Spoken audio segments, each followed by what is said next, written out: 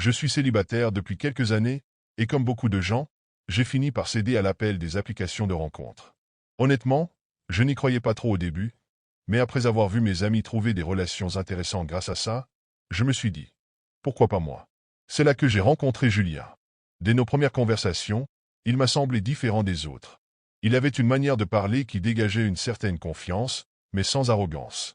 Ses messages étaient toujours bien écrits, réfléchis, et il posait des questions qui montraient un réel intérêt pour ma vie. Pas comme ces types qui balancent des phrases toutes faites ou qui ne parlent que d'eux-mêmes. Petit à petit, une sorte de routine s'est installée. On échangeait des messages tous les jours, parfois jusqu'à tard dans la nuit. Ce qui m'a vraiment séduite, c'était son charme naturel. Il travaillait dans le design d'intérieur, un métier qui, selon lui, reflétait sa passion pour les espaces bien pensés et confortables. Il aimait aussi la musique, les films des années 80 et cuisiner, il m'avait même envoyé des photos de plats qu'il avait faits. Tout semblait parfait, presque trop parfait. Mais à ce moment-là, je ne voyais pas les petits signaux. Après quelques semaines d'échanges, il a proposé qu'on se rencontre en personne. Je me souviens encore de son message. J'aimerais beaucoup t'inviter à dîner. Un vrai dîner, pas juste un repas vite fait. Qu'en penses-tu? Sa façon de demander m'a fait sourire, et j'ai accepté. Le jour du rendez-vous, j'étais un mélange d'excitation et d'anxiété. Je m'étais habillé soigneusement, sans en faire trop, juste assez pour me sentir bien dans ma peau. Quand je l'ai vu arriver au restaurant, tout mon stress s'est dissipé. Il avait un sourire désarmant et une allure élégante mais décontractée. À ce moment-là, j'étais loin d'imaginer dans quelle situation étrange ce simple rendez-vous allait me plonger. Au début, tout semblait parfait. Julien était exactement comme je l'avais imaginé, charmant, attentionné, et plein d'assurance sans paraître arrogant. Il me faisait rire avec ses anecdotes sur son travail, et il semblait sincèrement intéressé par ce que je racontais. Mais, au fil du repas, quelque chose a commencé à me déranger. D'abord, il m'a posé une question sur ma maison. Il voulait savoir si je vivais seul, ce qui, en soi, n'avait rien d'extraordinaire. Mais ensuite, il a demandé si j'avais un système d'alarme ou des caméras de surveillance. Je me souviens avoir ri nerveusement en lui répondant que non, parce que je n'avais jamais ressenti le besoin d'en installer. Sa réponse m'a légèrement troublé. C'est rare, les gens qui se sentent en sécurité comme ça. Moi, j'ai toujours eu l'impression qu'on n'est jamais trop prudent. Puis, sans transition, il m'a dit qu'il connaissait bien le quartier où je vivais. Il a même ajouté, presque distraitement, qu'il avait déjà vu des maisons, comme la mienne, en passant dans la rue. Cette remarque m'a laissé un peu perplexe. Je ne me souvenais pas lui avoir décrit ma maison en détail. J'ai essayé de changer de sujet, mais à plusieurs reprises, il revenait à ces questions étranges, comme s'il cherchait à obtenir plus d'informations. En sortant du restaurant, il a insisté pour me raccompagner. J'ai poliment décliné, en disant que j'avais déjà commandé un VTC, mais il a insisté, me disant qu'il ne pouvait pas laisser une femme rentrer seule à cette heure-là. Face à son insistance, j'ai fini par accepter. Mais pendant tout le trajet, je n'arrêtais pas de me sentir mal à l'aise, comme si quelque chose n'allait pas chez lui. Pendant le trajet, mon malaise n'a fait que grandir. Julien continuait à poser des questions, et plus il parlait, plus ses propos me semblaient étranges. Il m'a demandé à quelle heure je quittais habituellement la maison pour aller au travail, si mes voisins étaient souvent présents, ou encore si ma porte d'entrée avait une double serrure. J'ai essayé de répondre vaguement, en feignant de ne pas comprendre l'intérêt de ces questions, mais il avait une façon de reformuler qui rendait difficile de détourner la conversation. Quand on est arrivé dans mon quartier, j'ai menti. Je lui ai donné une adresse différente, un immeuble à 2 rues de chez moi. Je lui ai dit que c'était là que j'habitais, en espérant qu'il ne poserait pas plus de questions. Heureusement, il s'est contenté de me déposer devant l'entrée et n'a pas insisté pour m'accompagner jusqu'à la porte. Je me souviens avoir ressenti un soulagement immense lorsqu'il est parti, mais ce n'était pas terminé. En entrant chez moi, je me suis rendu compte que mon angoisse ne disparaissait pas. Ces questions tournaient en boucle dans ma tête. Pourquoi voulait-il autant savoir sur ma maison? Et pourquoi cette remarque sur les maisons comme la mienne? J'ai verrouillé la porte à double tour ce soir-là, une habitude que je n'avais jamais prise auparavant. Ce n'est qu'après m'être couché que j'ai réalisé que je ne m'étais pas senti en sécurité, pas une seule seconde, depuis qu'il m'avait raccompagné. Les jours suivants, une étrange sensation d'être observé ne me quittait pas. Au début, je me disais que c'était sûrement dans ma tête, un effet de l'étrange comportement de Julia. Mais rapidement, des détails ont commencé à attirer mon attention. Un matin, en sortant de chez moi, j'ai remarqué des empreintes de pas dans la terre, juste sous la fenêtre de mon salon.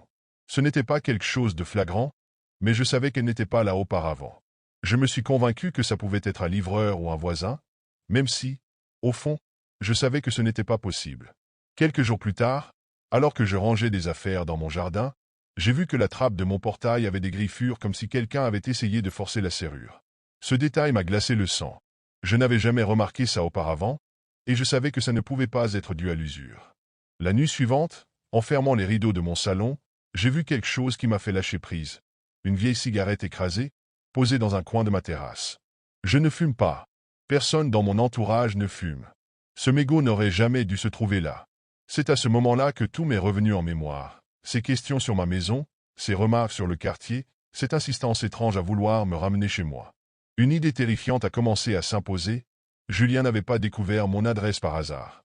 Il était déjà venu. Avant même qu'on ne se rencontre, il avait probablement été là, dans mon jardin, à m'observer. Cette nuit-là, je n'ai presque pas dormi. Chaque bruit me faisait sursauter. J'avais verrouillé toutes les portes, fermé les volets, mais je ne pouvais m'empêcher de sentir que quelque chose clochait.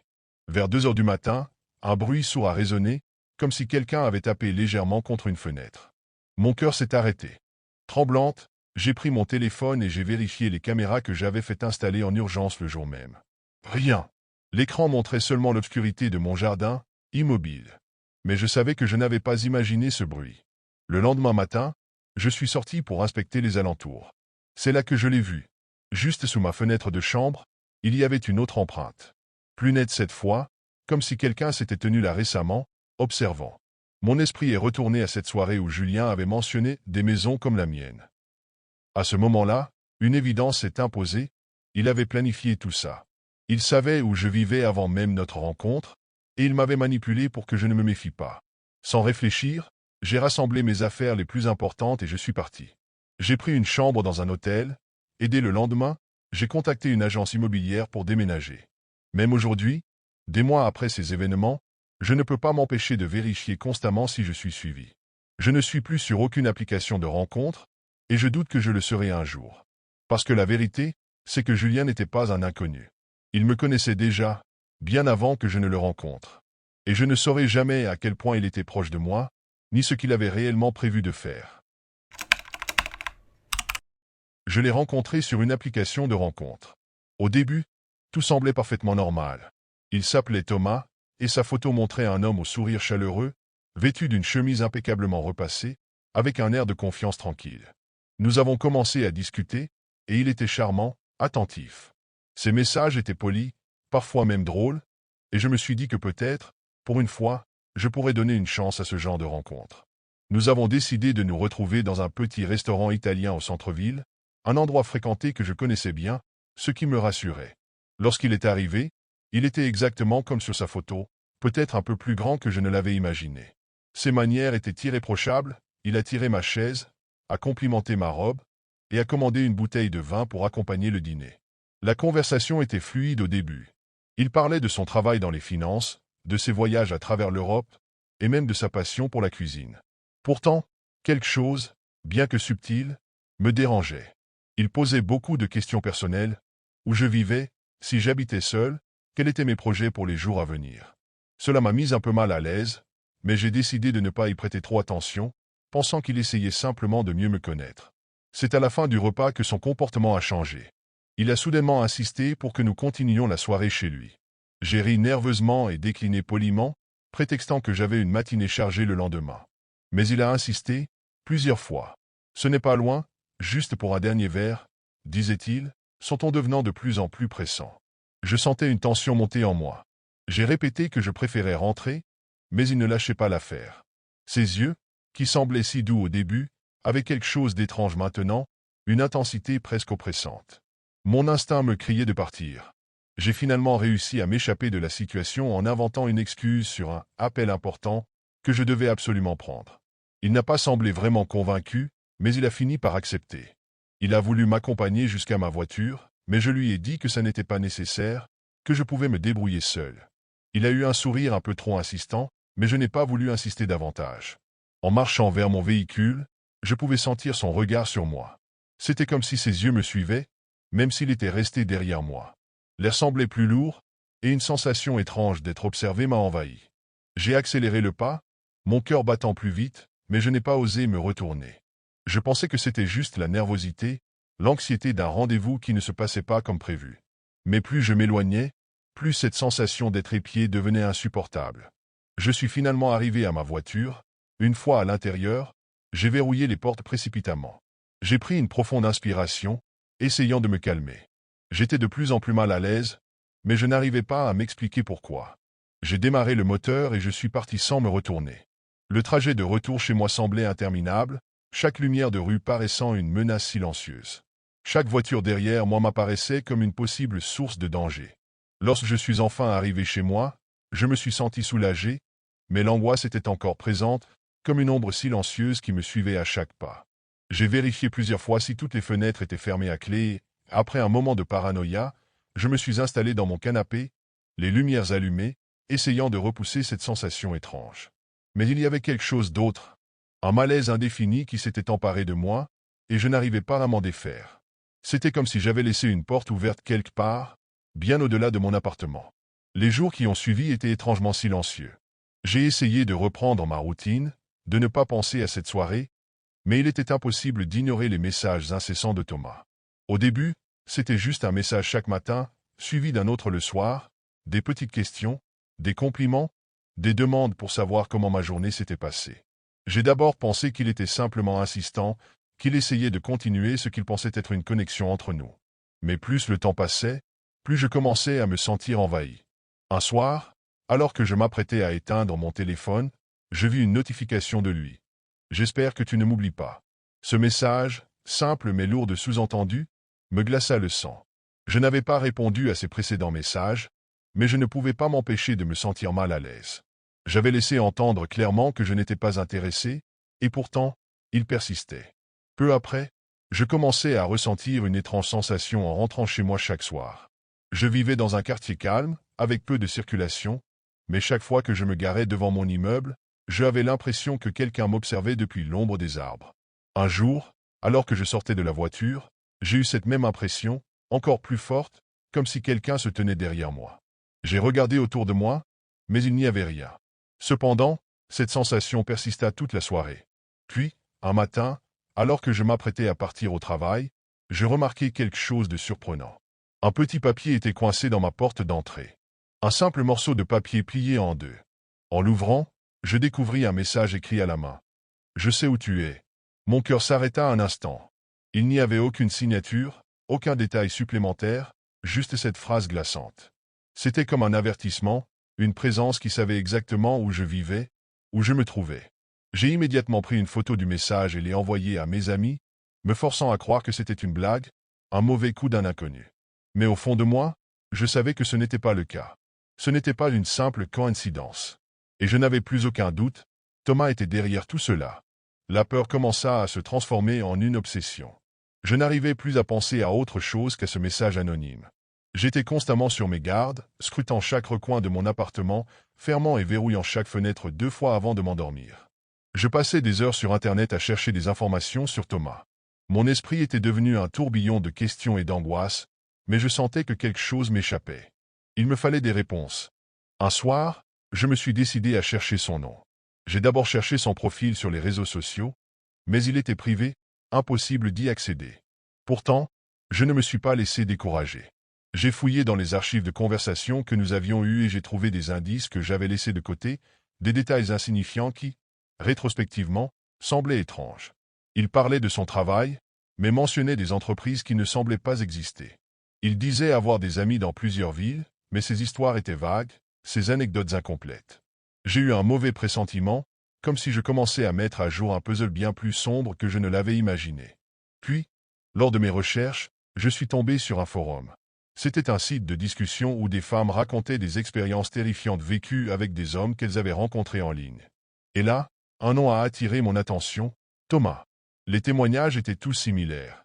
Des femmes décrivant des comportements insistants, des menaces voilées, des tentatives de pénétrer chez elles, ou encore des messages effrayants laissés sur leurs portes.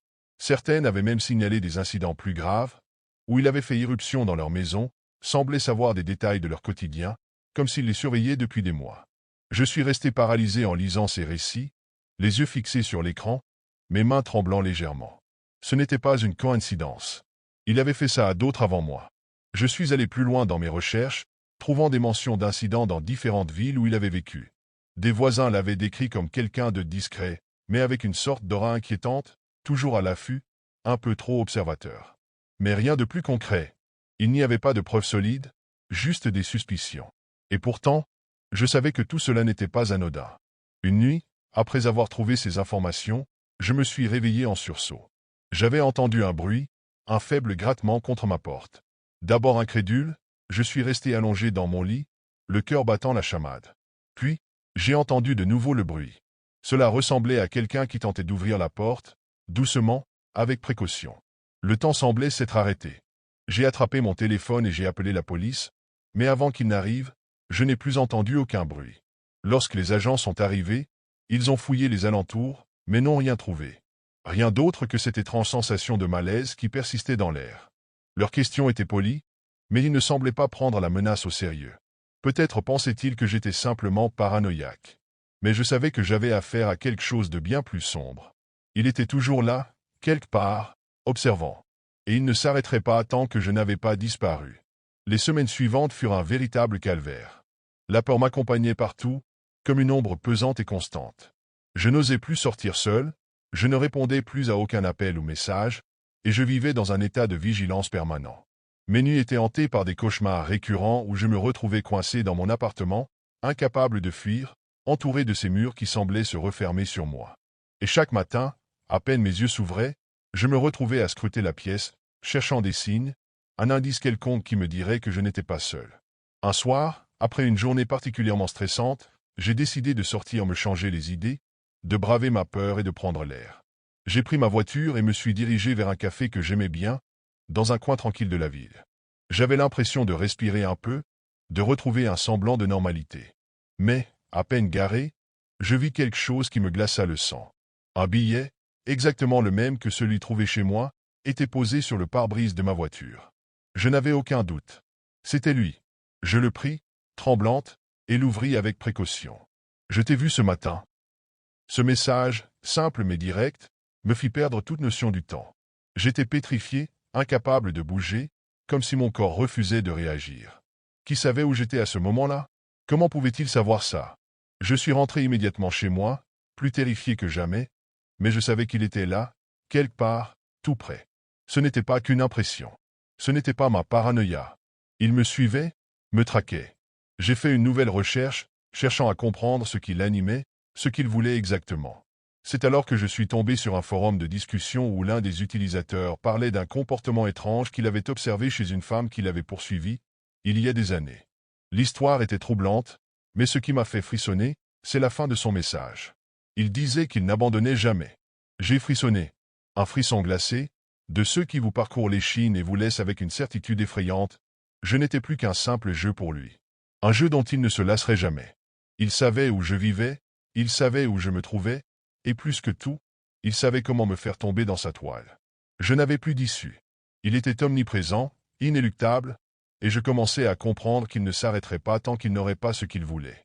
Que cela soit moi, ma peur, ou quelque chose de bien plus sombre, je ne savais pas. Mais la seule chose qui était claire, c'est que ma vie avait pris un tournant dont je ne pourrais probablement jamais revenir. Je l'ai rencontré sur une application de rencontre. Ce n'était pas vraiment mon truc, mais mes amis m'avaient convaincu d'essayer. Après tout, qu'est-ce que je risquais? Son profil semblait normal, peut-être un peu trop parfait. Des photos où il souriait, des descriptions banales, il aimait les voyages, la cuisine, les longues promenades. Rien d'extraordinaire, mais rien de suspect non plus. Quand il m'a proposé de nous rencontrer dans un café du centre-ville, j'ai accepté. En arrivant, il était déjà là, assis à une table près de la fenêtre. Il avait l'air gentil, presque charmant, avec ce sourire un peu maladroit. Au début, la conversation était fluide. Il posait beaucoup de questions sur moi, semblait réellement intéressé. Peut-être même un peu trop intéressé. Puis, au bout de 30 minutes à peine, il a prononcé les mots qui ont changé l'atmosphère. « Je crois que je suis tombé amoureux de toi dès que je t'ai vu. » Son regard était intense, presque dévorant. Je me suis figé, un frisson glacé me parcourant le dos. Je ne savais pas quoi répondre. Qui dit ça lors d'un premier rendez-vous? J'ai essayé de rire, de détendre l'atmosphère. C'est gentil, mais on vient à peine de se rencontrer, ai-je murmuré, mal à l'aise. Mais il ne riait pas. Ses yeux ne quittaient pas les miens, comme s'il attendait que je dise quelque chose de plus. Le reste de la soirée fut étrange. Il me complimentait sans arrêt, d'une manière qui me mettait mal à l'aise. Il voulait tout savoir de moi, où je vivais, où je travaillais, mes habitudes. À un moment donné, j'ai menti, disant que je devais partir plus tôt parce que j'avais un rendez-vous important le lendemain. Il m'a raccompagné à ma voiture, insistant pour me tenir la porte. Avant de partir, il a dit « Tu verras, je vais te rendre heureuse ». J'ai souri poliment, mais à l'intérieur, une voix me disait de ne plus jamais le revoir. Les jours qui ont suivi ce rendez-vous étrange, j'ai essayé de passer à autre chose. Après tout, ce n'était qu'un mauvais rendez-vous parmi tant d'autres. Mais rapidement, quelque chose a commencé à m'inquiéter. La première fois que je l'ai revu, c'était dans un café près de mon travail. Je ne vais jamais dans le même café que lors de notre rendez-vous, alors le croiser là-bas m'a semblé improbable. Il m'a salué avec enthousiasme, comme si nous étions des amis proches. J'ai répondu poliment, mais mon instinct me criait de m'éloigner. Puis, 2 jours plus tard, je l'ai vu dans le supermarché où je fais mes courses. Il était dans l'allée des produits ménagers, feignant de comparer des marques de lessive. Quand il m'a vu, son visage s'est éclairé, comme s'il avait attendu ce moment. On dirait que le destin veut qu'on se croise, non, a-t-il dit en riant. Je me suis contenté d'un sourire nerveux avant de m'éclipser rapidement. La coïncidence s'est répétée à la salle de sport où je vais 2 fois par semaine. Là encore, il était là, vêtu de vêtements de sport flambant neufs. Il a agité la main et m'a demandé si je pouvais lui montrer quelques exercices. Mon malaise grandissait. Comment pouvait-il être partout où j'allais? Au début, j'ai voulu croire que c'était juste des hasards. Après tout, nous vivions dans la même ville. Mais à mesure que les jours passaient, les rencontres fortuites devenaient trop fréquentes pour être normales. Un soir, alors que je rentrais du travail, je l'ai aperçu à quelques mètres de mon immeuble, debout sur le trottoir. Mon sang s'est glacé. Il ne savait pas où j'habitais, du moins, c'est ce que je pensais. Je suis passé devant lui sans ralentir, priant pour qu'il ne me voie pas. Mais au moment où je m'apprêtais à entrer dans mon bâtiment, il a crié. On devrait dîner ensemble bientôt. Qu'en dis-tu? Ce n'était plus une coïncidence. Il me suivait, et j'étais en train de devenir sa cible. La première fois que j'ai vraiment compris qu'il me suivait, c'était un soir après le travail. J'étais fatigué, les nerfs à vif à cause de ces coïncidences qui n'en étaient clairement plus. Alors que je sortais du bureau et que je m'engageais dans ma rue habituelle, je l'ai vu. Il était là, à l'angle d'une rue, vêtu de façon décontractée, un sac à la main. Il faisait semblant de regarder une vitrine, mais son regard glissait furtivement dans ma direction. Mon cœur s'est mis à battre à tout rompre. Je me suis arrêté, feignant de chercher quelque chose dans mon sac, espérant qu'il continue son chemin. Mais il ne bougeait pas. Je me suis remis à marcher, le cœur serré, et j'ai décidé de prendre un chemin différent pour rentrer chez moi.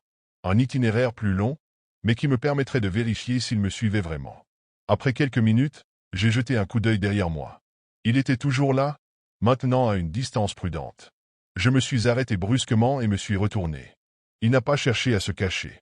Au contraire, il a affiché un sourire, comme si c'était une simple promenade pour lui. « Oh, quelle surprise de te voir ici !» a-t-il dit, comme si c'était encore un hasard. Ma voix tremblait quand je lui ai demandé pourquoi il me suivait. Il a ri doucement, un rire qui n'avait rien de rassurant. « Tu te fais des idées. Je me promenais juste dans le quartier. » Puis il a ajouté, sur un ton presque affectueux. « Je suis content qu'on se croise autant. Je savais qu'on était connectés. » Ce soir-là, j'ai à peine dormi. Chaque bruit dehors, chaque ombre derrière mes rideaux, me donnait l'impression qu'il était là, quelque part, à me regarder. Le lendemain, j'ai décidé de fouiller un peu plus. J'ai vérifié ma voiture, un pressentiment désagréable me tordant l'estomac. Sous le pare-chocs arrière, j'ai trouvé un petit dispositif noir, un traceur GPS.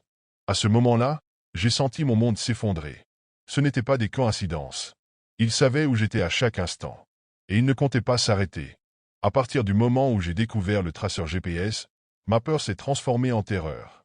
Comment avait-il réussi à installer ça? Était-ce lors de notre premier rendez-vous? Depuis combien de temps me suivait-il réellement? Tant de questions tournaient dans ma tête, mais une chose était claire, il connaissait ma vie bien plus que je ne le pensais. J'ai retiré l'appareil et l'ai jeté dans une poubelle publique loin de chez moi. Pendant un instant, j'ai cru avoir repris le contrôle. Mais ce sentiment n'a pas duré. 2 jours plus tard, je suis rentré chez moi pour trouver un bouquet de fleurs posé devant ma porte. Aucune note, aucune indication, mais je savais que c'était lui. Le parfum des fleurs, qui aurait pu être réconfortant dans un autre contexte, me donnait la nausée. Les nuits suivantes, je ne dormais plus. Chaque craquement de plancher, chaque grincement du vent semblait annoncer sa présence. J'ai commencé à remarquer des choses étranges, la poubelle de mon immeuble déplacée, une empreinte de pas dans la boue près de ma fenêtre. Puis, un soir, alors que je faisais semblant de dormir, j'ai entendu un bruit. Un léger cliquetis venant de ma porte, mon souffle s'est coupé. J'ai pris mon téléphone, prêt à appeler la police, mais le bruit s'est arrêté brusquement. Quand j'ai trouvé le courage de regarder par le Judas, il n'y avait personne. Pourtant, je savais qu'il était là. Le lendemain, j'ai reçu un message sur mon téléphone. Un numéro inconnu. Il disait simplement « Tu n'as pas besoin d'avoir peur. Je veux juste qu'on soit ensemble. » Le pire, c'est que ce message était suivi d'une photo. Une photo de moi, prise depuis l'extérieur de ma fenêtre la nuit précédente. C'est à ce moment-là que j'ai compris, ce n'était pas qu'une obsession. C'était une menace, et il n'allait pas abandonner. Cette nuit-là, je savais que je n'étais plus en sécurité. Le message et la photo avaient brisé le peu de calme qu'il me restait. J'ai barricadé ma porte avec tout ce que j'ai pu trouver et laissé toutes les lumières allumées. Mais malgré cela, une part de moi savait que rien de tout cela ne l'arrêterait. Aux premières heures du matin, j'ai entendu un bruit survenant de ma fenêtre. Mon sang s'est glacé. Je me suis figé, tendant l'oreille. Et puis, un autre bruit, plus fort cette fois, comme si quelque chose frottait contre le verre. J'ai attrapé mon téléphone et appelé la police, essayant de murmurer sans faire de bruit. Ils m'ont dit qu'une patrouille arriverait dans quelques minutes. Mais quelques minutes semblaient une éternité. Je me suis caché dans mon placard, le téléphone toujours dans ma main tremblante. À travers la fine fente des portes, je pouvais voir l'ombre de quelqu'un se déplacer dans mon salon. Il était entré. Mon cœur battait si fort que j'avais peur qu'il m'entende. Je pouvais entendre ses pas, lents, presque calculés, comme s'il prenait son temps pour savourer ma peur. Et puis, il a parlé. Sa voix douce, presque un murmure, « Je sais que tu es là. Sors, s'il te plaît. Je ne veux pas te faire de mal. » Les secondes semblaient durer des heures. Finalement, j'ai entendu des sirènes au loin. Les pas se sont précipités vers la porte, et puis, plus rien. Quand la police est arrivée, ils n'ont trouvé aucune trace de lui, sauf un couteau abandonné sur ma table de cuisine. L'un des agents m'a dit que j'avais eu de la chance. Mais ce n'est pas ce que je ressentais. Depuis cette nuit, je vis dans la peur constante qu'il revienne. Chaque ombre, chaque bruit, me ramène à ce moment. Et même si j'ai déménagé, changé de numéro et essayé de reconstruire ma vie, je sais qu'il est toujours là, quelque part, qu'il attend son moment. J'avais toujours aimé l'idée de m'évader de la ville, de laisser derrière moi le bruit des klaxons et la lumière agressive des néons. Alors, quand Julien m'a proposé un week-end en pleine nature, j'ai accepté sans hésiter. Il avait trouvé un chalet isolé, niché au cœur d'une forêt dense, à des kilomètres de la moindre trace de civilisation. C'est parfait pour se déconnecter, m'avait-il dit avec un sourire. Et j'y avais cru. Le trajet jusqu'au chalet était déjà une aventure en soi. Une route sinueuse, bordée d'arbres imposants, semblait nous engloutir dans une mer de feuillage. À mesure que nous avancions, le réseau téléphonique disparaissait, remplacé par le silence profond de la forêt. Julien semblait à l'aise, presque excité. Moi, je ressentais une légère appréhension, mais je la mettais sur le compte de mon imagination. Quand nous sommes enfin arrivés, le paysage m'a coupé le souffle. Le chalet était modeste mais charmant, avec son toit de bois et son porche surélevé. Un petit ruisseau serpentait à quelques mètres, reflétant les derniers rayons du soleil. Tout semblait paisible, hors du temps. Mais, malgré la beauté des lieux, une sensation étrange m'a envahi. Comme si cet endroit était trop calme, trop isolé. Julien a commencé à décharger la voiture, sifflotant un air que je ne reconnaissais pas. J'ai essayé de chasser mes doutes et de me concentrer sur le moment présent. Après tout, ce week-end était censé être une escapade romantique, une parenthèse hors de notre quotidien. Pourtant, en regardant autour de moi, je ne pouvais m'empêcher de remarquer l'épaisseur de la forêt. Les arbres formaient une barrière naturelle, presque oppressante, et aucune maison voisine n'était en vue. Je me suis tourné vers Julien et j'ai demandé, presque en plaisantant, « On est sûr qu'on n'est pas les seuls humains dans un rayon de 50 kilomètres. » Il a ri, mais n'a pas répondu tout de suite. Son silence m'a semblé un peu trop long. La première nuit au chalet s'est déroulée sans incident, mais je n'arrivais pas à me débarrasser de cette sensation d'inconfort. Je me suis dit que c'était juste l'habitude du bruit constant de la ville qui me manquait. Ici, le silence était absolu, presque oppressant, à peine brisé par le murmure du ruisseau ou le craquement lointain des branches. Le lendemain matin, Julien m'a proposé une randonnée. Je connais un sentier qui mène à un point de vue magnifique, m'a-t-il dit en nouant ses chaussures. Sur le moment, j'ai trouvé ça étrange. Il m'avait assuré qu'il n'était jamais venu ici auparavant. Comment pouvait-il connaître un sentier? Mais je n'ai rien dit, mettant ça sur le compte de son enthousiasme. Alors que nous marchions, il s'arrêtait parfois pour examiner des traces sur le sol ou m'indiquer des plantes spécifiques. Regarde, ces baies sont comestibles. Les anciens chasseurs les utilisaient pour survivre ici. Ou encore, cette pierre marque probablement une ancienne frontière. Elle date d'avant que cette région soit cartographiée. Il semblait tout savoir sur cette forêt. Bien plus qu'il n'aurait dû. À un moment, il s'est retourné vers moi avec un sourire presque enfantin. C'est fascinant, non? On se sent comme des explorateurs. J'ai hoché la tête, mais un frisson m'a parcouru. Ce n'était pas tant ce qu'il disait, mais la façon dont il le disait, comme s'il jouait un rôle, comme si ce moment avait été minutieusement planifié. En revenant au chalet, quelque chose d'étrange a attiré mon attention. Près du ruisseau, le sol semblait avoir été perturbé, comme si quelqu'un avait creusé ou traîné quelque chose. J'ai pointé l'endroit à Julien. Regarde ça. On dirait qu'il y a eu du passage ici. Il a jeté un coup d'œil rapide avant de hausser les épaules. Probablement des animaux. Peut-être un cerf ou un sanglier. Puis il a changé de sujet, me parlant de la soirée à venir et du dîner qu'il voulait préparer. Mais son ton était différent, presque forcé. Comme s'il voulait détourner mon attention. Le malaise que j'avais ressenti depuis notre arrivée grandissait. Chaque détail me semblait plus étrange, plus menaçant. Pourtant, je me disais encore que je devais être paranoïaque. Après tout, Julien n'avait rien fait de mal. Mais une petite voix au fond de moi me murmurait « Fais attention. Il y a quelque chose qui ne va pas. » Ce soir-là, alors que nous étions assis près du feu de camp, l'atmosphère était étrangement lourde. Les flammes dansaient, projetant des ombres mouvantes sur le chalet et les arbres environnants, mais ce qui me troublait le plus, c'était Julien. Il semblait calme, presque trop calme, comme s'il réfléchissait à quelque chose de précis, quelque chose qu'il ne voulait pas partager. Il a rompu le silence soudainement. Tu sais, parfois, je me demande si les gens ressentent vraiment le danger avant qu'il arrive. Sa voix était douce, presque absente, mais ses mots m'ont figé. Je l'ai regardé, essayant de lire son expression dans la lumière vacillante. « Comment ça ?» ai-je demandé, feignant l'indifférence. Il a haussé les épaules, son regard perdu dans les flammes. C'est juste, intéressant de penser que certaines personnes savent, d'une manière ou d'une autre, quand quelque chose de terrible va arriver. Comme un instinct animal. Tu crois que c'est vrai? Un frisson m'a parcouru, mais j'ai forcé un rire nerveux. Je suppose que oui. Peut-être. Il n'a rien répondu, mais un léger sourire s'est dessiné sur son visage. Pas un sourire chaleureux ou rassurant. Non, c'était quelque chose de plus sombre, de plus dérangeant. J'ai détourné les yeux, prétendant m'intéresser à la forêt autour de nous, mais je sentais son regard fixé sur moi. Plus tard, alors qu'il dormait dans le lit du chalet, j'ai été incapable de trouver le sommeil. Une petite voix dans ma tête ne cessait de me répéter « Quelque chose ne va pas, il cache quelque chose ». Poussé par une impulsion que je ne comprenais pas encore, je me suis levé et j'ai fouillé discrètement ses affaires. Dans le coffre de sa voiture, dissimulé sous une couverture, j'ai trouvé une grande sacoche. Mon cœur battait à tout rompre tandis que je l'ouvrais, mes mains tremblant légèrement. À l'intérieur, j'ai découvert des objets qui m'ont glacé le sang. Une corde soigneusement enroulée, un rouleau de ruban adhésif épais, et un couteau de chasse, sa lame encore brillante comme si elle n'avait jamais servi. Il y avait aussi un vieux plan de la forêt, avec des points marqués en rouge. Je me suis assise sur le sol, sentant mes jambes céder sous moi.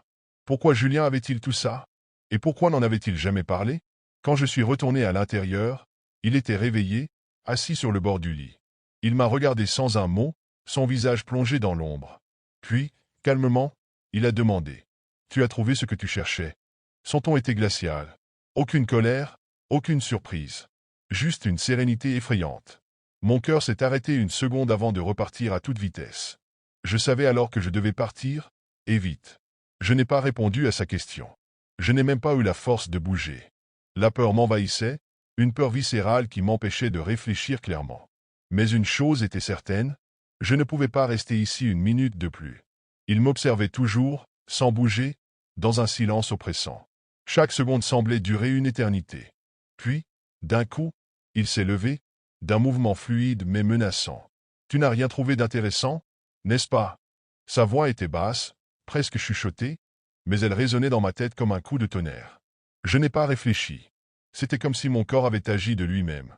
En un instant, Je me suis précipité hors du chalet, en courant aussi vite que mes jambes pouvaient me porter, sans me retourner.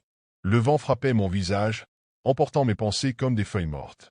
Mais je savais une chose, il fallait que je m'éloigne de lui, que je m'éloigne de cet endroit. Je me suis enfoncé dans la forêt, mes pieds s'enfonçant dans le sol humide, mes pensées envahies par une terreur indicible. Je n'avais aucune idée de l'endroit où j'allais, mais la seule chose qui comptait, c'était fuir. Les arbres semblaient me suffoquer, leurs branches se tordant comme des bras fantomatiques prêts à m'attraper. Et derrière moi, je pouvais entendre ses pas, lents mais réguliers. Il ne courait pas après moi. Il se contentait de marcher. Et cette idée m'effrayait encore plus. J'ai jeté un coup d'œil par-dessus mon épaule et l'ai vu, là, juste à la lisière de la forêt, me regarder. Ses yeux brillaient d'une lueur étrange, presque indifférente, tandis qu'il se tenait là, immobile. Il n'a rien dit. Il n'a pas eu besoin de dire quoi que ce soit. La façon dont il me fixait suffisait à tout expliquer. Je suis tombé, mon pied s'étant pris dans une racine. L'impact m'a coupé le souffle, mais je n'ai pas eu le temps de me relever. Je me suis relevé précipitamment, m'efforçant de continuer à courir, même si chaque respiration semblait être un effort surhumain. Mais la forêt semblait se refermer sur moi. Le sol devenait de plus en plus instable, et je savais que je devais sortir de cet endroit avant qu'il ne soit trop tard. Quand j'ai enfin trouvé une route, un frisson de soulagement m'a traversé. Mais alors que je levais les yeux, j'ai aperçu un véhicule au loin. Je n'ai même pas réfléchi avant de courir vers lui, les bras levés, criant à l'aide. Le conducteur, un camionneur, a freiné brusquement et a ouvert la fenêtre. « Vous allez bien, mademoiselle ?» m'a-t-il demandé, son regard inquiet. Je suis monté dans le camion sans un mot, luttant pour reprendre mon souffle. Je n'ai pas regardé derrière moi. Je savais qu'il était toujours là, quelque part, caché dans la forêt, attendant. Mais je n'avais pas la force de penser à cela. Tout ce qui comptait, c'était que je sois loin de lui. Je suis enfin arrivé à la ville, où j'ai immédiatement contacté la police. Mais quand j'ai expliqué ce qui s'était passé, ils m'ont regardé avec une expression étrange. « Ce n'est pas la première fois que quelqu'un nous parle de ce chalet », m'a dit un policier. « Ce genre de choses arrive parfois dans cette région. Mais ce n'est pas un endroit pour les vacances. Les disparitions, elles ne sont pas juste des légendes. Malgré tout, j'avais l'impression qu'il me suivait toujours. Une sensation étrange, comme s'il observait chaque mouvement que je faisais. Et parfois, dans les moments de silence, j'entendais encore sa voix dans ma tête, calmement me dire « Retourne là-bas. Je t'attends. » Je pensais que tout était derrière moi, que j'avais échappé à son emprise. Mais il n'en était rien. Le sentiment d'être observé ne m'a jamais quitté. Chaque fois que je fermais les yeux, je pouvais presque sentir ses yeux fixés sur moi. J'ai commencé à regarder par-dessus mon épaule, à vérifier si quelqu'un me suivait dans la rue, à entendre des bruits dans l'obscurité de la nuit. J'étais paranoïaque, je le savais, mais une partie de moi savait aussi que ce n'était pas juste dans ma tête. Les jours suivant mon retour en ville, j'ai essayé de reprendre une vie normale. Je suis allé chez un thérapeute pour parler de ce que j'avais vécu, mais chaque fois que je mentionnais le chalet ou le regard de Julien, il me semblait que les mots se bloquaient dans ma gorge. Aucun professionnel ne pouvait comprendre ce que j'avais ressenti, cette terreur qui m'envahissait à chaque instant. Puis un jour, alors que je feuilletais les journaux locaux, un article attira mon attention. Il parlait de disparitions mystérieuses dans la région de la forêt. Des gens avaient disparu sans laisser de traces, et les autorités étaient incapables de trouver des indices. Le plus étrange, c'était qu'un témoin affirmait avoir vu un homme les observer avant qu'ils ne disparaissent. L'article n'évoquait pas explicitement Julien, mais tout en moi me disait que c'était lui, ou plutôt que c'était lui qui en était responsable. Le plus perturbant, c'était que j'ai retrouvé une photo dans cet article, une vieille photo en noir et blanc d'un groupe de personnes. Et là, au fond de l'image, je l'ai vu. Julien. Il était là, presque invisible, mais je reconnaissais son regard. Le même regard que j'avais vu dans la forêt, celui qui m'avait glacé sur place. Il n'avait pas changé. Je suis allé à la police pour leur montrer la photo, mais ils m'ont dit qu'il s'agissait d'une erreur. « C'est impossible », m'a répondu l'agent. « Cet homme n'existe pas. Nous n'avons aucun dossier à son sujet, mais je savais ce que j'avais vu. Et il n'était pas question que je me taise. Je suis retourné dans la forêt, déterminé à retrouver des réponses. Je ne savais pas ce que j'allais y trouver, mais je devais comprendre. Peut-être était-il encore là, attendant que je revienne. Peut-être que, dans le silence de cette forêt sombre, je finirais par comprendre ce qui m'avait vraiment échappé. Mais à chaque pas que je faisais sur le sol mouillé, une partie de moi savait que je n'étais pas seul. Et au fond de moi, je pouvais entendre sa voix, douce et calme, m'appelant « Tu n'as pas fini avec moi. Retourne là-bas, Je t'attends. Je ne sais pas si je le reverrai, mais une chose est sûre. Le mal que j'ai ressenti dans cette forêt ne disparaîtra jamais totalement. Et tant que je vivrai, je sais que je serai constamment surveillé. Parce qu'il est toujours là. Toujours en attente. Je m'appelle Clara. Il y a quelques semaines, après avoir longtemps hésité, j'ai décidé de m'inscrire sur une application de rencontre. Je me disais que ça valait la peine d'essayer, même si l'idée de rencontrer des inconnus me mettait légèrement mal à l'aise. C'est là que j'ai rencontré Ricardo. Il semblait charmant, poli, et surtout, très attentif. Nous avons échangé des messages pendant des jours, et il m'a finalement proposé de dîner dans un petit restaurant du centre-ville. Le soir du rendez-vous, je me suis sentie nerveuse, mais aussi curieuse. En arrivant, je l'ai repéré tout de suite. Il portait une chemise bien repassée, et son sourire était accueillant. Les premières minutes se sont bien passées, il était aimable, il posait beaucoup de questions sur moi, mon travail, mes passions, mes amis. Peut-être un peu trop, mais j'ai mis ça sur le compte de la nervosité. Cependant, plus la soirée avançait, plus je remarquais des petits détails qui me mettaient mal à l'aise. Ricardo semblait s'intéresser beaucoup à ma routine quotidienne. À quelle heure je me levais, où j'aimais aller pour me détendre, s'il y avait des endroits spécifiques où je passais souvent mes week-ends. J'essayais de répondre vaguement, mais il insistait, son regard devenant de plus en plus intense. Quand l'addition est arrivée, j'étais déjà certaine que je ne voulais pas d'un deuxième rendez-vous. Ricardo, lui, semblait penser que tout s'était parfaitement bien déroulé. Avant même que je puisse dire quoi que ce soit, il m'a dit qu'il avait adoré la soirée et qu'il avait hâte de me revoir. J'ai esquissé un sourire, cherchant les mots pour le remercier poliment, tout en étant clair que je n'étais pas intéressé. En rentrant chez moi, je ressentais un mélange étrange de soulagement et d'inquiétude. Ce n'était pas un mauvais dîner, mais quelque chose chez Ricardo me dérangeait profondément, sans que je sache exactement pourquoi. Ce que je ne savais pas encore, c'est que cette soirée marquerait le début d'un cauchemar. Cette nuit-là, après être rentré chez moi, j'ai reçu un message de Ricardo. Il me remerciait pour la soirée et disait qu'il avait passé un moment merveilleux. Je lui ai répondu rapidement, de façon cordiale, mais je n'ai rien laissé entendre qui pourrait lui donner de faux espoirs. Quelques minutes plus tard, un autre message est arrivé. Il me demandait si nous pouvions nous revoir bientôt. J'ai pris une profonde inspiration avant de lui répondre que, bien que la soirée ait été agréable, je ne pensais pas qu'il y avait une réelle compatibilité entre nous. Le silence a suivi pendant 1 heure. Je pensais qu'il avait compris et que l'affaire était close.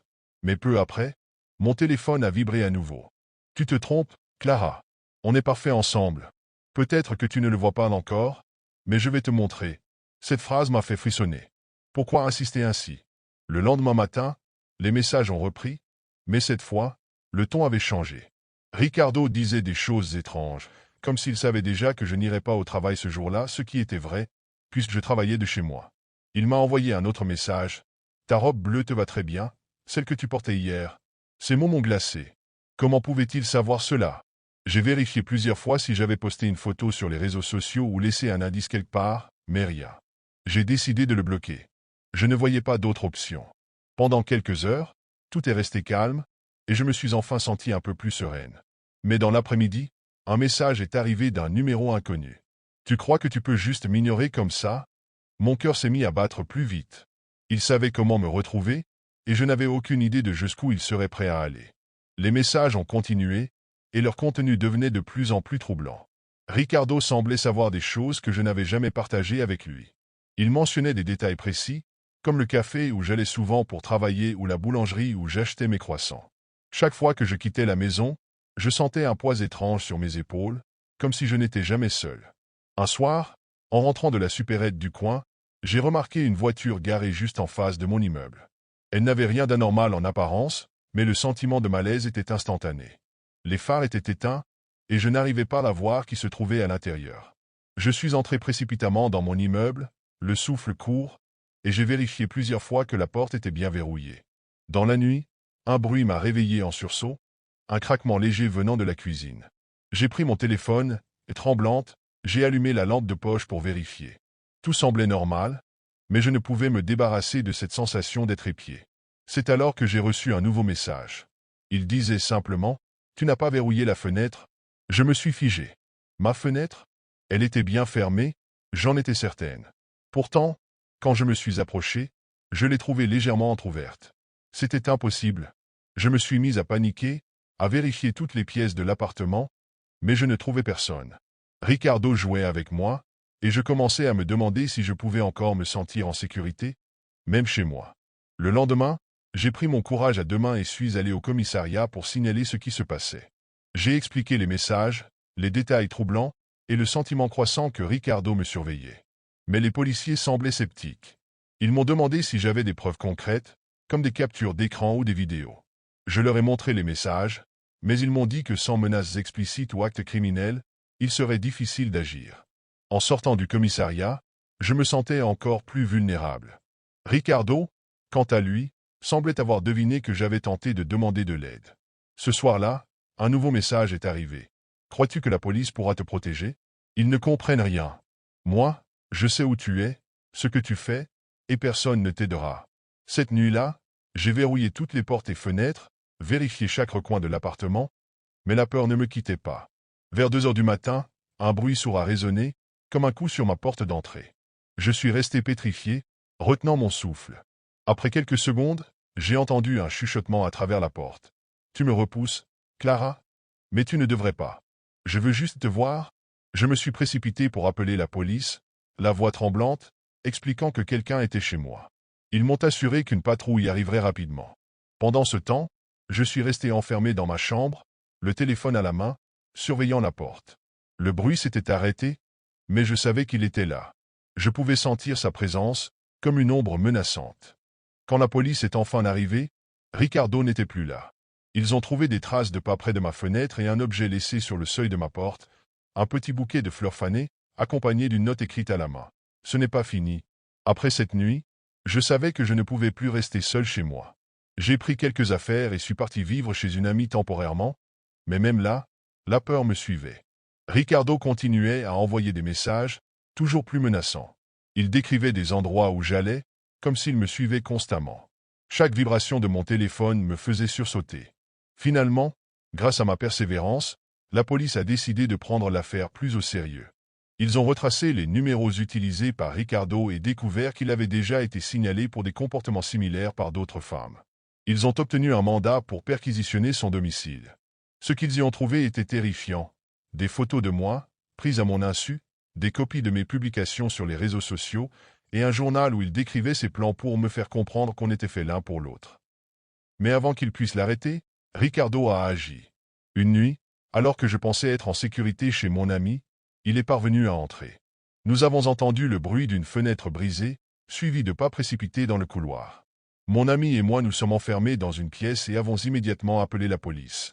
Ces minutes d'attente ont été les plus longues de ma vie. De l'autre côté de la porte, j'entendais sa voix, calme mais terrifiante. « Clara, pourquoi tu fais ça? Je veux juste te parler. » Ouvre la porte. Ses coups contre la porte devenaient de plus en plus violents. Juste au moment où je pensais qu'il allait entrer, les sirènes de la police ont retenti au loin.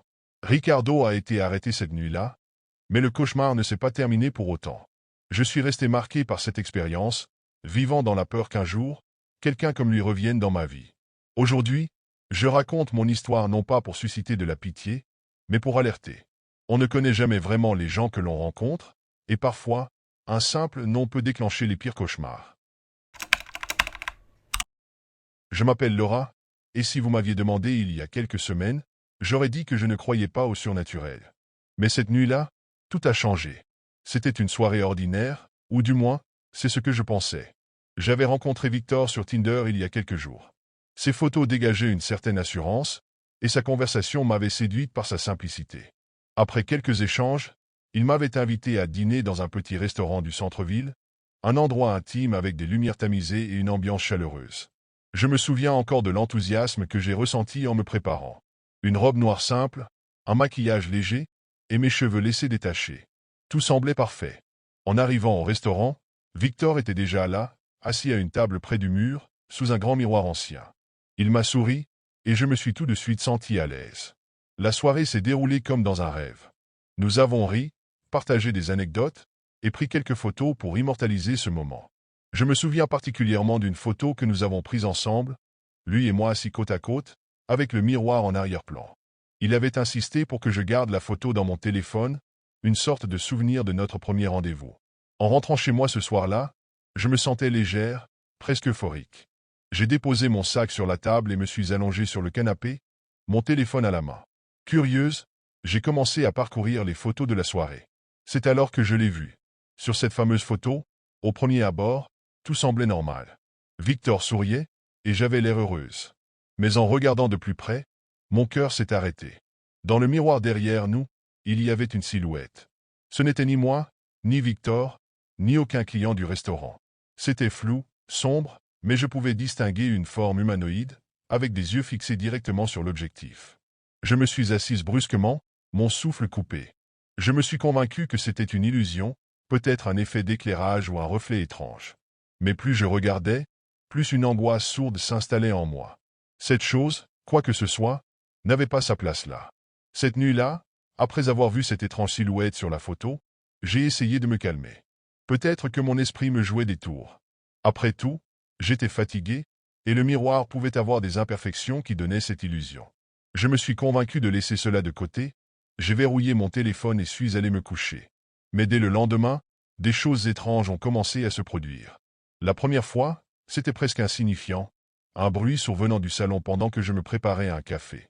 Je me suis dit que c'était sûrement le bois du meuble qui craquait, un phénomène normal dans un vieil appartement comme le mien. Mais au fond de moi, je ressentais une nervosité étrange, comme si quelque chose n'allait pas. Le soir suivant, en allant me coucher, j'ai remarqué que la lampe de chevet s'était allumée toute seule.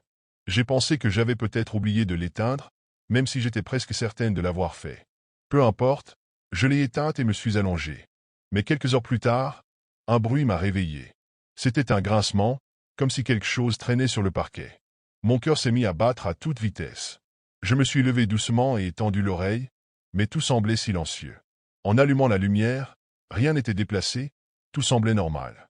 Pourtant, je ne pouvais pas m'empêcher de sentir que je n'étais pas seul. Le point de bascule est arrivé quelques jours plus tard. J'étais dans ma chambre, en train de m'habiller, lorsque mon regard s'est posé sur le miroir de ma coiffeuse. Une fine couche de buée couvrait le verre, comme si quelqu'un avait soufflé dessus. Ce n'était pas possible, il n'y avait aucune raison que cela se produise. Mais le pire, c'était ce que je voyais au centre de cette buée, une empreinte de main, petite, fine, mais parfaitement visible. Je suis resté figé, incapable de bouger, mes yeux rivés sur cette main qui n'était pas la mienne. Puis, devant mes yeux, elle a commencé à disparaître lentement, comme si elle s'effaçait d'elle-même. À partir de ce moment, je savais que ce que j'avais vu sur cette photo n'était pas une simple illusion. Quelque chose m'avait suivi chez moi, quelque chose que je ne pouvais pas expliquer. Et ce n'était que le début. Les événements étranges étaient devenus impossibles à ignorer.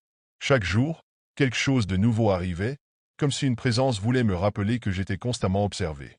J'ai décidé de prendre les choses en main et de comprendre ce qui se passait. La première étape a été de contacter Victor. Après tout, tout avait commencé après notre rencontre.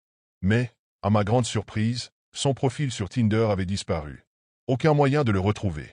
J'ai cherché dans mes messages et tenté d'appeler le numéro qu'il m'avait donné, mais une voix robotique m'indiquait que le numéro n'était plus attribué.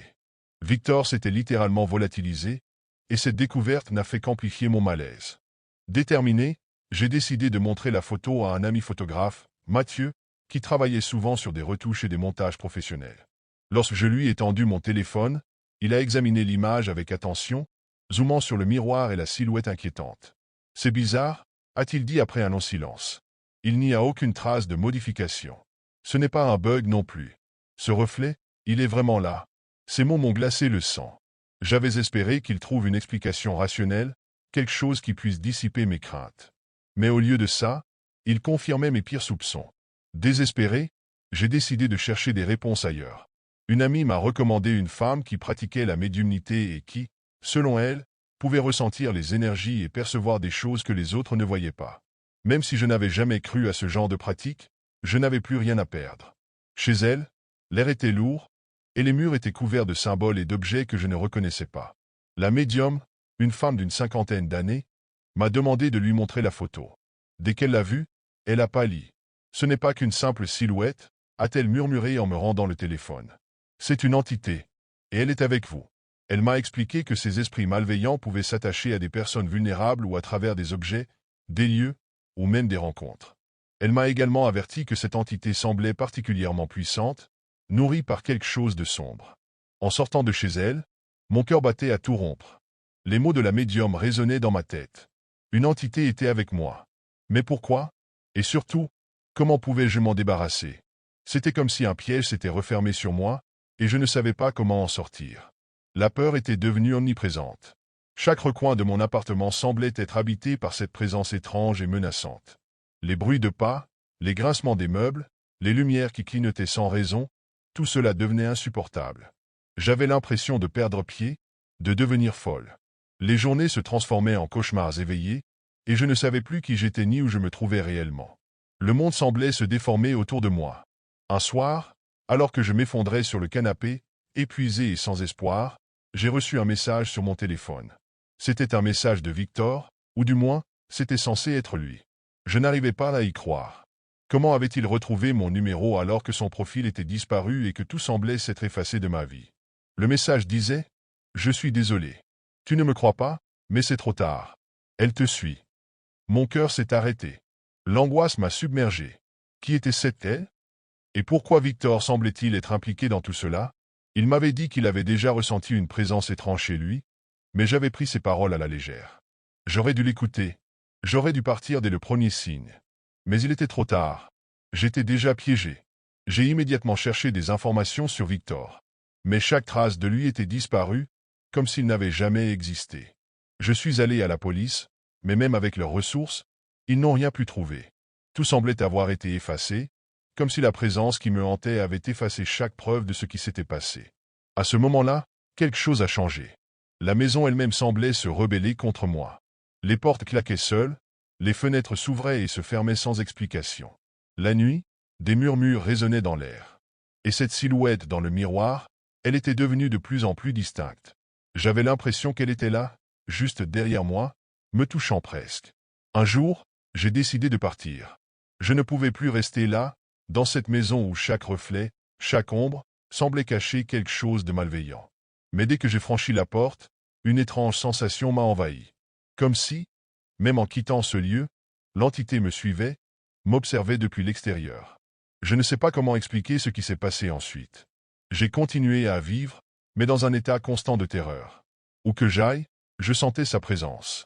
Et malgré tous mes efforts pour oublier, la peur ne m'a jamais quitté. Il y a une chose que je sais maintenant. Ce n'était pas une simple coïncidence. Ce n'était pas un fantôme. C'était quelque chose de plus ancien, plus sinistre. Quelque chose que l'on ne peut pas fuir. Parce que cette entité ne te laisse jamais partir. Elle se nourrit de ta peur, et tant que tu la crains, elle te suit. Les événements avaient pris une tournure irréversible. Chaque nuit, la terreur s'intensifiait, et la frontière entre le réel et l'irrationnel devenait de plus en plus floue. Les phénomènes qui se produisaient dans mon appartement n'étaient plus des simples coïncidences ou des hallucinations. C'était réel. C'était là. Et la créature, cette chose qui m'avait suivi depuis le miroir, semblait ne jamais vouloir me laisser en paix. Une nuit, alors que je m'étais endormi dans un état de fatigue extrême, j'ai été réveillé par un bruit étrange. Un souffle, faible mais distinct, comme une respiration sifflante. J'ai ouvert les yeux, le cœur battant. La pièce était plongée dans l'obscurité totale, mais la température était glaciale. J'ai tendu l'oreille, essayant de comprendre d'où venait ce bruit. C'est alors que je l'ai entendu, une voix. Une voix faible, presque un murmure, mais suffisamment claire pour que je puisse l'entendre distinctement. C'était la même voix que j'avais entendue dans le miroir. C'était elle. Elle me parlait. Elle me disait que je n'avais nulle part où aller, que je ne pouvais pas fuir, que ma peur était sa nourriture. J'ai essayé de crier, mais aucun son ne sortait de ma bouche. J'étais paralysé, comme si quelque chose m'empêchait de réagir. La chambre semblait se rétrécir autour de moi, et les murs se rapprochaient, m'enserrant dans une étau d'angoisse. Le souffle se faisait de plus en plus fort, et je sentais une présence derrière moi, tout près. J'ai enfin réussi à bouger, à me lever, mais je savais qu'il était trop tard. Elle était déjà là, dans la pièce avec moi. Quand j'ai regardé autour de moi, la silhouette était présente, tout autour de la chambre, se dessinant dans l'ombre, comme si elle se fondait avec la pièce elle-même. Elle n'était pas seulement dans le miroir cette fois. Elle était réelle, tangible. Ses yeux brillaient d'une lueur malveillante, et son sourire, déformé et grotesque, semblait se prolonger à l'infini. Je n'avais plus de fuite possible. Elle m'avait attrapé, piégé dans cet endroit sans issue. Je savais que tout ce que j'avais vécu jusque-là n'était qu'un prélude à ce qui allait arriver. L'entité, ou ce qu'elle était devenue, m'avait enfermé dans son monde, un monde fait de peur et de souffrance. Et il n'y avait plus d'échappatoire. Les jours suivants, j'ai essayé de fuir encore, Mais à chaque tentative, l'entité semblait me suivre. Elle était partout, dans chaque reflet, chaque ombre, chaque souffle. Peu importe où je me cachais, je ne pouvais jamais m'échapper. J'avais l'impression que je n'étais plus qu'un simple pion dans un jeu macabre, un jeu dont les règles échappaient à toute logique. Il n'y a pas de fin à cette histoire. Je suis toujours là, hanté, piégé dans une boucle sans fin. L'entité est toujours avec moi, dans chaque reflet, chaque mouvement, chaque cri étouffé dans la nuit. Elle ne me laisse jamais partir, et je sais qu'un jour, elle viendra enfin me prendre, et peut-être que ce sera à ce moment-là que tout cela prendra fin. Mais pour l'instant, tout ce que je sais, c'est que j'ai cessé de vivre. Je suis devenu une ombre, tout comme elle.